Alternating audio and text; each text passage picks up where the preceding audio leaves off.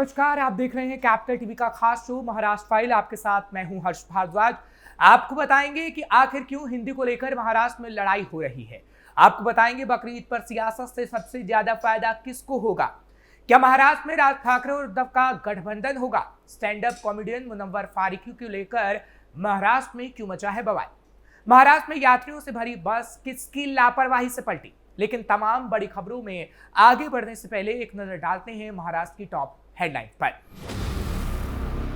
हिंदी को लेकर महाराष्ट्र में लड़ाई। राज ठाकरे बोले महाराष्ट्र में सिर्फ मराठी और इंग्लिश पढ़ाई जाए।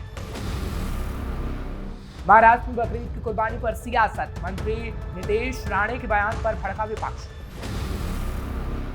राज ठाकरे और उद्धव ठाकरे के बीच गठबंधन से बीजेपी को होगा नुकसान, पार्टी के सर्वे ने चौंकाया।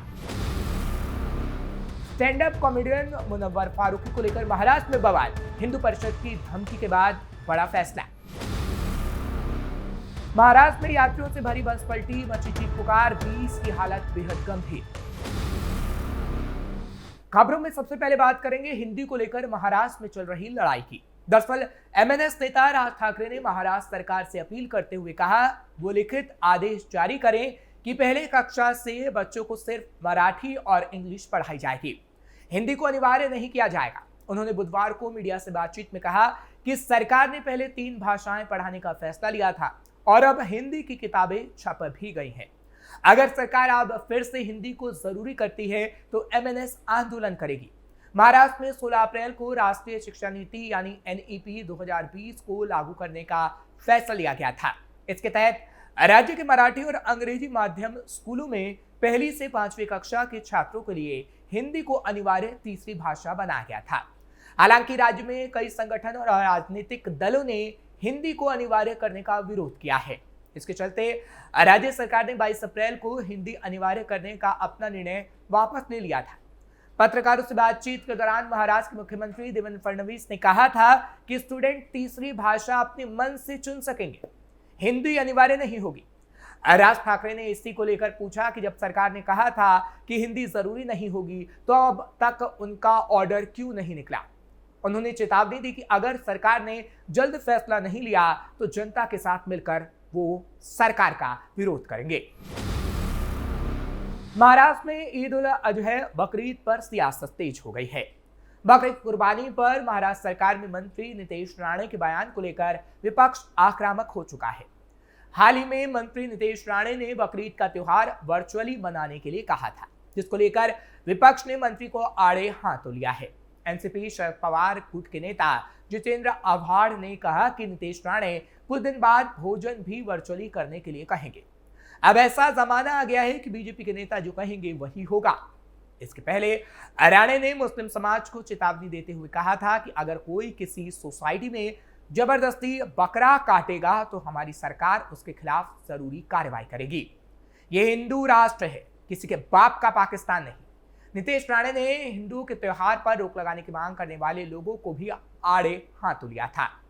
नीतीश राणे ने कहा कि जब हिंदुओं का होली दिवाली का त्योहार आता है तो कोई ना कोई मुद्दा खड़ा कर रंग न खेलने, पटाखे न फोड़ने की अपील की जाती है। इसके पीछे पर्यावरण और पशु प्रणाली का हवाला दिया जाता है।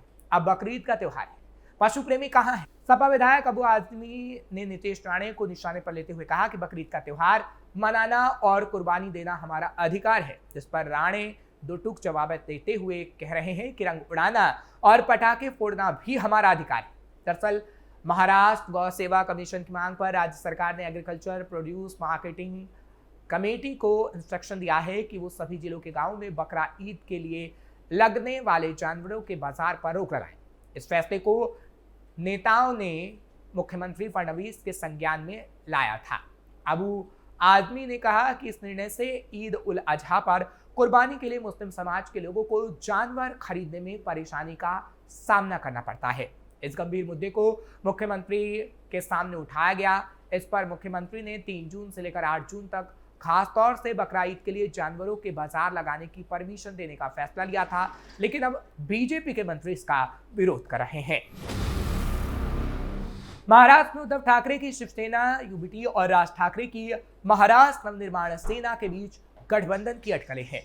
इस बीच बीजेपी के आंतरिक सर्वे में दावा किया गया है कि इस गठबंधन से बीजेपी की चुनावी संभावनाओं पर कोई असर नहीं पड़ेगा। खबर के मुताबिक बीजेपी के एक नेता ने दावा किया है कि बीजेपी ने मुंबई नगर निगम के साथ साथ पुणे और ठाणे सहित अन्य प्रमुख नगर निकाय के चुनावों की तैयारी शुरू कर दी है। बीजेपी ने मुंबई में चुनाव को देखते हुए उद्धव ठाकरे, राज ठाकरे के बीच गठबंधन की अटकलों के बीच उसके प्रभाव का मूल्यांकन करने के लिए एक सर्वेक्षण भी किया है। बीजेपी पदाधिकारी ने बुधवार को कहा कि सर्वेक्षण से संकेत मिलता है कि बीजेपी 3 प्रमुख कारकों के कारण मुंबई में एक मजबूत स्थिति बनाए रखेगी, जिसके 3 प्रमुख कारण हैं जो सर्वे के दौरान सामने आए हैं। अपने पारंपरिक मतदाता आधार का विश्वास, प्रधानमंत्री नरेंद्र मोदी और केंद्रीय गृह मंत्री अमित शाह का नेतृत्व और पिछले राज्य विधानसभा चुनाव में पार्टी का मजबूत प्रदर्शन। उन्होंने कहा, पारंपरिक मराठी मतदाता आधार वाले क्षेत्रों में भी बीजेपी का समर्थन स्थिर है। सर्वेक्षण में पता चलता है कि ठाकरे भाइयों के बीच गठबंधन से पार्टी की सीट संख्या पर कोई प्रभाव नहीं पड़ेगा। सर्वे में दावा किया गया कि 2022 में शिवसेना में विभाजन के बाद मुंबई में उद्धव ठाकरे का प्रभाव बेहद कम हो गया है। पार्टी के लगभग आधे नगर सेवक एकनाथ शिंदे गुट में शामिल हो चुके हैं, जिससे उद्धव ठाकरे को काफी झटका लगा है। साथ ही साथ ये भी कहा गया कि इस बीच राज ठाकरे का प्रभाव सीमित माना जा रहा है। पदाधिकारी ने कहा कि अगर बीजेपी बीएमसी चुनाव में 150 सीटों पर चुनाव लड़ती है तो उसे फायदा होगा। पदाधिकारी ने कहा कि पार्टी की तैयारियां उसी हिसाब से चल रही हैं और अगर उद्धव और राज ठाकरे का गठबंधन होता है तो बीजेपी को कोई फर्क नहीं पड़ेगा। 2024 के लोकसभा चुनावों में एमएनएस ने महाराष्ट्र में बीजेपी को समर्थन दिया था, लेकिन 6 महीने बाद दोनों दलों ने विधानसभा चुनाव अलग अलग लड़ा, जिसके बाद चचेरे भाई उद्धव ठाकरे और राज ठाकरे के बीच पिछले दिनों साथ आने की अटकलें शुरू हुई। इसको लेकर दोनों ही नेता कुछ आपसी मतभेद वाले मुद्दों को नजरअंदाज भी कर रहे हैं। पिछले दिनों एमएनएस प्रमुख ने कहा था कि मराठी मानुस के हितों में एकजुट होना मुश्किल नहीं है। वहीं इसके बाद उद्धव ठाकरे ने कहा था कि वो मामूली झगड़े को अलग रखने के लिए तैयार हैं, बशर्ते कि महाराष्ट्र के हितों के खिलाफ काम करने वालों के साथ वो नहीं जाए। फिलहाल अभी देखना होगा कि राज और उद्धव साथ आते हैं या नहीं और इससे बीजेपी को कितना नुकसान और कितना फायदा होगा। हालांकि बीजेपी इस पर नजर बनाए हुए है और पहले से ही अपनी रणनीति को तैयार कर लिया गया है। महाराष्ट्र के बांद्रा में बुधवार को विश्व पर्यावरण दिवस के उपलक्ष्य में एक इवेंट का आयोजन किया गया था। इस इवेंट के लिए बॉलीवुड और टीवी के भी कुछ सितारों को बुलाया गया था। इन नामों में करणवीर मेहरा, मलाइका अरोड़ा और जन्नत जुबैर जैसे नाम शामिल थे। इन नामों में एक नाम मुनव्वर फारूकी का भी था। हालांकि मुनव्वर के नाम को लास्ट मोमेंट पर शो से हटा दिया गया। दरअसल बजरंग दल और विश्व हिंदू परिषद के कार्यकर्ताओं का कहना था कि अगर मुनव्वर इस इवेंट में आते हैं तो वो लोग प्रोटेस्ट करेंगे। बजरंग दल और विश्व हिंदू परिषद की प्रोटेस्ट की धमकी के बाद मुनव्वर का नाम गेस्ट लिस्ट से हटा दिया गया। दरअसल भामला फाउंडेशन द्वारा ये इवेंट आयोजित किया गया था।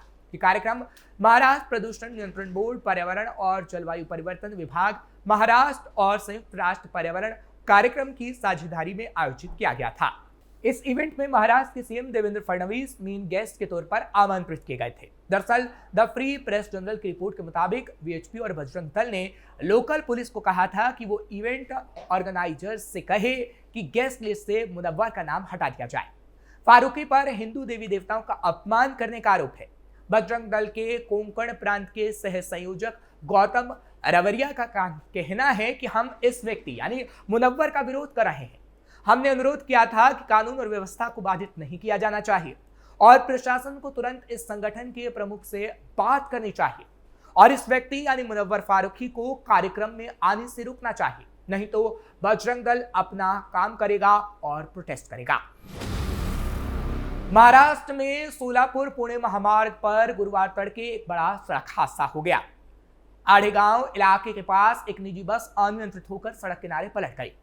हादसे में 30 यात्री घायल हुए हैं, जिसमें 20 की हालत बेहद गंभीर बताई जा रही है। सभी घायलों का अस्पताल में इलाज फिलहाल के लिए जारी है। जानकारी के मुताबिक लातूर जिले के शिरपुर से बस बुधवार रात पुणे के लिए रवाना हुई थी। बताया जा रहा है कि गुरुवार तड़के करीब 4 बजे आढ़ेगांव के पास बस चालक को झपकी आ गई और इस वजह से वाहन सड़क किनारे मौजूद गड्ढे में जा पलटे।